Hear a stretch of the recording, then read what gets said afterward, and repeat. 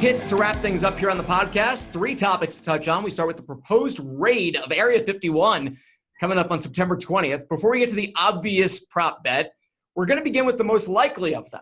Will President Donald Trump tweet about Area 51 by the end of September 2019? The yes bet pays at plus 260, the no at minus 340. You can also specifically bet about Trump tweeting a warning to not raid Area 51. That's plus 300 for yes, minus 500 for no. Taylor, do you see Trump discussing Area 51 in the next 2 months or so? I have a good rule of thumb, which is bet yes on Donald Trump tweeting literally anything. He can't help himself. He's a craven individual that seeks attention nonstop and must dominate every news cycle. So if tweeting about Area 51 gets him in the news, I'm sure he'll do it. He's got to try and upstage everyone else. So yes, plus 300, he'll tweet about it. Yes, plus 300, he'll tweet a warning, I guess. So yeah, always bet yes on him tweeting stuff. He has an epic tweet game. Whether you agree with him or not, he keeps things entertaining on Twitter. And he's trying to upstage me on Twitter. You know, I'm trying to grow my Twitter handle and my Twitter account, and I got to compete with a guy like Trump. That's not fair right now, okay? With that said, you can't go against him tweeting about something like this. The second it blows up even more, becomes even more popular in the mainstream, or we get closer to the supposed raid date, and everybody's talking about it more, you have to imagine he will tweet something about it, whether it's in jest, whether it's making fun of somebody, whether he's comparing a political opponent or somebody he doesn't like, or South Korea, North Korea to Area 51. He's going to do something. It's going to happen. Yeah, I don't know if I would take the warning side of things because I think that that's a little too specific. But as far as him tweeting about it, absolutely, because either it'll be that, oh, it was fake news, or it'll be like, oh, I'll just show you Area 51. I'm going to make it all public or something. Because he said that, I think, during the campaign at one point, that he was going to declassify a bunch of stuff from Area 51. I think that only lasted like 3 days before he moved on to the next thing. It may not have played well. I don't know. But yeah, I mean, yeah, I kind of like Taylor's logic on it. If there's a bet on will Trump tweet about blank, the answer is usually yes, especially if you can get positive odds. Next up, the bet with the longest odds of the 3 we're going to discuss on the Area 51 discussion. If there is a raid, will the raiders find aliens at Area 51 on September 20th? I like that there has to be a date on this because it's not just, will they find aliens during the raid? It has to be on September 20th. The yes side pays out at plus 3,500. The no is at minus 6,000. Rick, do you believe?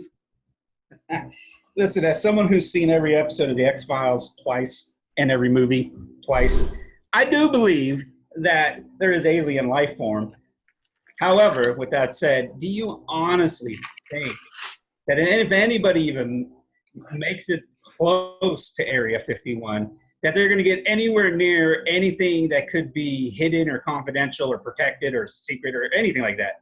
No, more than anything, they'll get shot before they even get to that point. I wish it was true, but listen, I'm going to say this, though. For all you people out there with tinfoil hats and everything else you got going on, let me say this to you.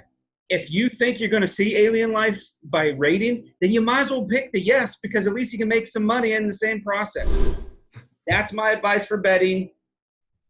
On to Taylor.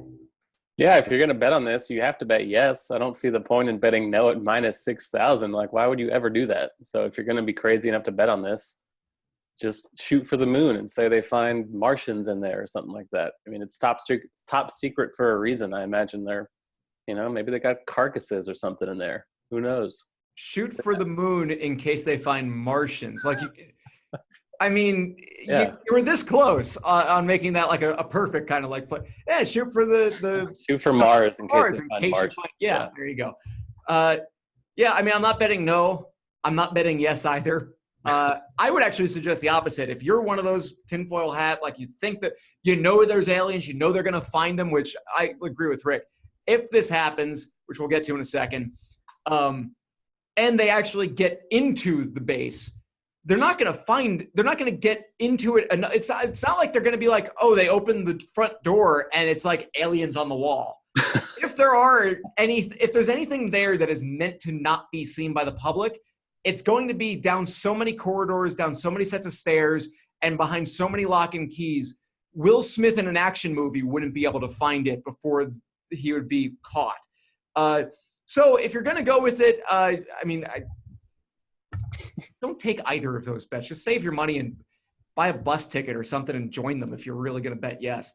But final question, simplest, most obvious one. It's basically a yes or a no. Will Area 51 actually be raided on September 20th, 2019? The yes pays out a plus 300, the no at minus 500. And I would be curious to know how much you would have to bet on this at yes to make it financially worth conducting a one-man raid yourself. With all I guess if you don't, yeah, you're probably going to get killed. So I don't know. It's probably not worth it at all. It's a life insurance policy. Yeah. If you're going to raid Area 51, you're probably going to get gunned down. So I say the raid does not take place. That doesn't feel like a particularly hot take. So, the raid's not going to happen. You know, I wish I could say the raid's not going to happen, but we have so many crazy people out there that you got to think at least a handful of wackos are going to try. What constitutes the raid happening? Like the people showing up, or the people getting in, or the people dragging aliens out, or what happened? Like if you have to show up, if you trespass on their property, you're technically raiding the property. I think that would be the line there. Someone would have to clear a fence.